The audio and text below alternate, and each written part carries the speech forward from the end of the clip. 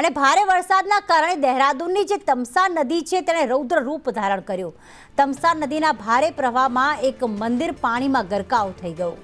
દહેરાદૂનનું ટપકેશ્વર મહાદેવ મંદિર જે છે તે પાણીમાં ગરકાવ થયું છે। મંદિર અડધું પાણીમાં ડૂબી ગયું છે।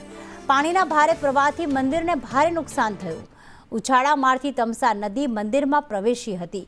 મંદિર પાસે આવેલી હનુમાનજીની પ્રતિમા અડધી પાણીમાં ગરકાવ થઈ ગઈ છે।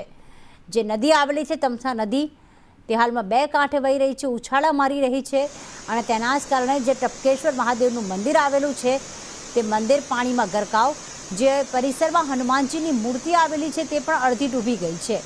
અહીંયા કુદરતનું રૌદ્ર સ્વરૂપ જોવા મળી રહ્યું છે। નદીઓના પાણી મંદિરોમાં ઘૂસી ગયા છે। મંદિરની બાજુમાં લગોલગ જે પરિસરમાં હનુમાનજીની મોટી મૂર્તિ આવેલી છે તે મૂર્તિ અડધી જ જોવા મળી રહી છે।